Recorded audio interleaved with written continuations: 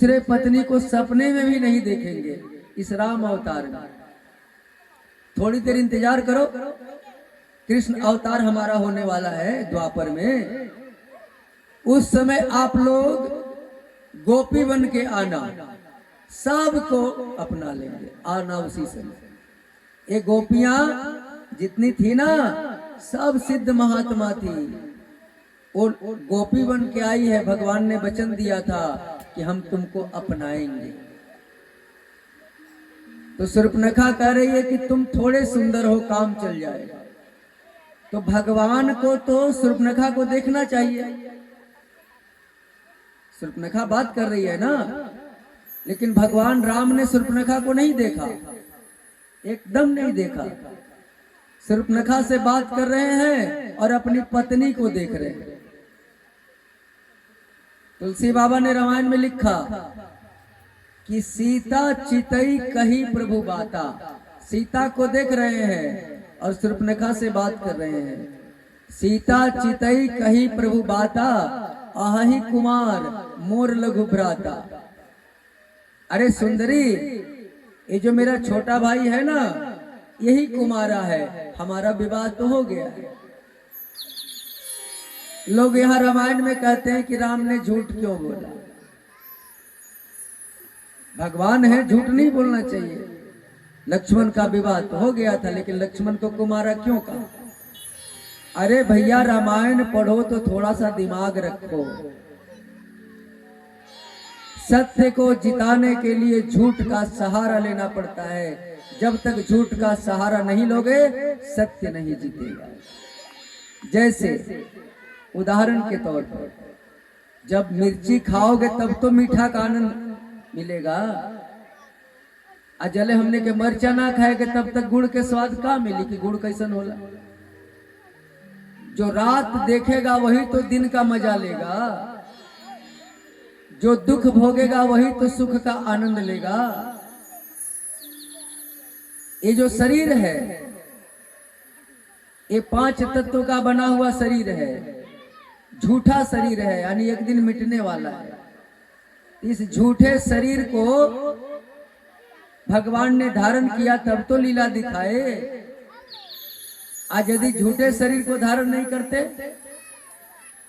तो लीला कैसे दिखाते भगवान? इसीलिए कभी कभी ऐसी स्थिति आती है कि सत्य को जिताने के लिए झूठ का सहारा लेना ही पड़ता है। शूर्पणखा झूठ पर झूठ बोले जा रही है, तो थोड़ा सा भगवान ने बोल दिया तो कौन सी बड़ी बात हो गई भैया। भगवान के किसी भी लीला पर शंका मत करो। भगवान का झूठ भी कल्याण का कारण बनेगा, क्योंकि जिस जिसको संत ने श्राप दिया सबको भगवान मिलेगा। संत का श्राप भी आशीर्वाद का काम करता है। बढ़िया आदमी यदि शासन करत अनु तो समझिए कि हमारा सुधार खातिर शासन करत है। इससे घबराए के नहीं के। बढ़िया आदमी यदि दुगो उल्टा बात तो सुना दे, इतना ध्यान रखे के चाहिए कि वो हमरा कल्याण खातिर उल्टा बात सुनावत है। ओकरा का चिंता बा कि तू बन जीवा तो ओकरा के राजा बना देबो ना। वो तो फक्कड़ बा, फक्कड़े रहे, तहार कल्याण हो जाए। इसलिए पूतना आगे बढ़ी और बढ़ करके भगवान को पालने से उठाई और उठा के लेके उड़ गई और भगवान को स्तनपान कराने लगी। भगवान ने पहले विष पिया, विष लगा के गई थी। विष पीने के बाद दूध पिया, और दूध जब खत्म हो गया पूतना का तो उसके प्राण चूसने लगे। पूतना चिल्लाने लगी, पूतना, अरे बेटा ना, अब छोड़ दे हमको। पूत माने बेटा, ना बेटा अब ऐसी गलती नहीं करूंगी, छोड़ दे पूतना। भगवान बोले, मौसी जी हम तो जल्दी किसी को पकड़ते नहीं, और यदि आपको पकड़ ही लिए तो छोड़ेंगे क्यों? आपको अपने धाम भेज के ही दम लेंगे। और भगवान ने पूतना का प्राण चूसा, पूतना धड़ाम से नीचे गिर गई। सुखदेव बाबा कहते हैं परीक्षित, पूतना का शरीर 6 कोस का लंबा था, 6 कोस का लंबा पूतना। अब पहाड़ जैसा शरीर था। अब तो जसोदा मैया घबरा गई। पूतना धड़ाम से जब गिरी तो पूरा आवाज हुआ। दौड़ के पालने में गई तो वहां लल्ला नहीं थे। दौड़ी दौड़ी पूतना के पास गई तो जसोदा मैया ने क्या देखा कि पूतना के वक्ष स्थल पर कन्हैया किलकारी मार के हंस रहे हैं। अब तो पूतना के वक्ष स्थल से, छाती से भगवान को उतारा कैसे जाए। ग्वाला दौड़ करके सीढ़ी लाए। सीढ़ी पर जसोदा मैया चढ़ के तब अपने लल्ला को नीचे उतारे। पहाड़ जैसा शरीर था। जब लल्ला दूध पीने लगे तब जसोदा मैया को सांस में सांस आई और जसोदा मैया ने पंचगव्य से लल्ला का स्नान कराया।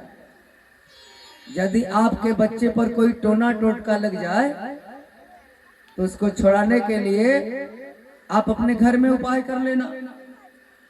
क्या उपाय करना कि गाय का पंचगव्य बनाना। गाय का दूध, दही, घी, गोबर और मूत्र सबको मिला लेना एक बाल्टी पानी में। आप मिला करके उसी से बच्चे को स्नान करा देना और देसी गाय के पूंछ से भगवान का नाम लेके थोड़ा सा ऐसे ऐसे झाड़ देना। तुरंत बड़का प्रेत भी पकड़ा होगा बच्चे को तो छूट जाएगा। ओझा के पास जाने की कोई आवश्यकता नहीं।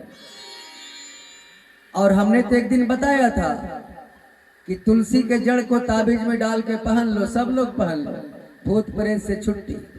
कोई तंत्र मंत्र कोई किसी को कुछ नहीं कर पाएगा, क्योंकि मंच से हम बड़ी काम की बातें बताते हैं और सब प्रमाणिक बातें। तुलसी के जड़ को ताबीज में डाल के पहन लिया जाए तो दूसरे ताबीज की आवश्यकता ही नहीं पड़ेगी। कोई दूसरा कोई जरूरी नहीं है। सबसे बड़ा वो जन ताबीज हो गया। सबसे बड़ ताबीज जंतर हो गई। तुलसी के जड़ के ताबीज में डाल के अपना लड़का के पहना दो। अब तब तक पहुंच गए नंद बाबा और नंद बाबा को ग्वालों ने कहा, देख बाबा ये पूतना को देख। मथुरा और वृंदावन का रास्ता ही बंद कर दी। कोई उपाय बताओ। नंद बाबा ने ऐसा करो, अपने घर से टांगा और हंसुआ ले आओ और इसके शरीर को काट के एक जगह इकट्ठा करो। इकट्ठा करके जितने वृक्ष टूटे हैं इसके गिरने से सब वृक्ष को इसके ऊपर डाल करके आग लगा दो। जब उसके शरीर को काट के इकट्ठा किया गया और वृक्ष रख के आग लगाया गया तो पूतना के शरीर से सुगंध निकल रहा था। परीक्षित ने कहा, वाह बाबा, एक राक्षसनी जल रही है तो उसके शरीर से सुगंध क्यों निकल रहा है? सुखदेव बाबा ने कहा, परीक्षित, अब पूतना को राक्षसनी कौन कहेगा जिसके दूध को भगवान ने पी लिया। अब तो परम पवित्र हो गई, इसलिए पूतना अब राक्षसनी नहीं रही। क्योंकि परीक्षित ने कहा था, बाबा इसकी जाति भी गड़बड़ है, इसका कुल खानदान भी गड़बड़ है, इसका काम भी गड़बड़ है, तो मरने के बाद सुगंध क्यों आ रही है? वही बोले कि पूतना का दूध भगवान ने पिया, ये पवित्र हो गई और भगवान के लोग गोलोक धाम चले गए। मैंने एक दिन बताया था, यदि कोई नहीं आए होंगे तो सुन लो। चिता जलती हो किसी की तो उसमें तुलसी का गांच डाल दो एगो चिता में। यदि पापी व्यक्ति भी होगा तो तुलसी के जलने से स्वर्ग चला जाएगा। चिता में तुलसी की लकड़ी जरूर डालो, पापी आत्मा भी स्वर्ग चली जाएगी। ये पद्म पुराण में लिखा हुआ है। सारा रास्ता दिया हुआ है, केवल अध्ययन करना है और उसको जानना है। अब एक, क्योंकि देखो भगवान तो बहाना ढूंढते हैं उद्धार का। थोड़ा सा मौका मिल गया, उद्धार कर दिया। अब थोड़ा सा भी मौका नहीं दोगे भगवान को उद्धार करने का, इसमें दोष तो तुम्हारा है।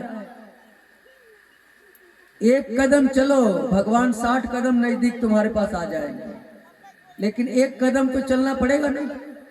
यदि थोड़ा सा धूप में चल के कथा तक नहीं पहुंचोगे तो भगवान की कथा कैसे मिलेगी बोलो। थोड़ा सा तो चलना पड़ेगा, तब तो भगवान की कथा मिलेगी ना। हम घर ही बैठ के कथा सुन ले, बजवा तो हमारा घरे आवाज सुनाते बा। देखा भैया, घरे बैठ के कथा सुनला से आ कथा स्थल में आके कथा सुनला से दोनों में आकाश जमीन के फर्क बा। हम बता देते नहीं का फर्क बा। सबसे पहला फर्क तका बा कि जहाँ कथा होले उजा सारा देवता लोग आ जाला कथा सुने खातिर। तो अभी तो हमनी के देवता के बीच बैठल बनी जा, घरे तो देवता के बीच बैठे के मौका ना मिले। जहाँ कथा होले उजा कुल सब तीर्थ आ जाला, तीर्थ कथा सुने खातिर। जा तो तीर्थ में बानी जा हमनी के जे कौनो तीर्थ व्रत ना कैले होई, भगवान के दर्शन ना कैले होई, आ यदि भागवत के कथा में आ जाई तो कुल तीर्थ कैला के फल ओकरा मिल जाए। लेकिन वो बाजा लागल बहुजा से सुनबा तो ना मिली। दूसर बात का बा कि एजा जोन कथा कहे वाला कथावाचक होले नु, उनका आंख से आंख मिलेला, आ तब हमने कथा सुने नहीं जा। तो यदि कथावाचक में थोड़ू बढ़िया गुण होई तो आंख से निकली आ तारा आंख के अंदर से घुस के तारा अंदर चल जाए। बहुत फायदा होला। ऐसे कथा स्थल पर आके ही सुने के चाहिए। वो तो बाजा ऐसे लगावल बा कि लोग के जानकारी हो जाई कि कथा शुरू हो गई तो जल्दी जल्दी दौड़ के लोग आ जाए। घर में बैठ के कथा सुने के नहीं खेल शास्त्र तो कहता कि नीचा आके कथा सुने के। तो भगवान तो बहाना ढूंढते हैं भक्तों के कल्याण के लिए। एक भजन का आनंद लो, फिर कथा में आगे चलते हैं। हरि ओम श्री राधे बोले बाके बिहारी लाल की, राधे रानी सरकार की। माँ जसोदा के ललना रउआ आर धनबान धनबान धनबान धनबान धनबान आर धनबान धनबान धनबान धनबान धनबान माँ जसोदा के ललना रउआ धनबान माँ जसोदा के ललना रउआ धनबान धनबान धनबान धनबान धनबान धनबान धनबान धनबान माँ जसोदा के ललनवा रउआ धनबान माँ जसोदा के ललनवा रउआ धनबान। जय हो।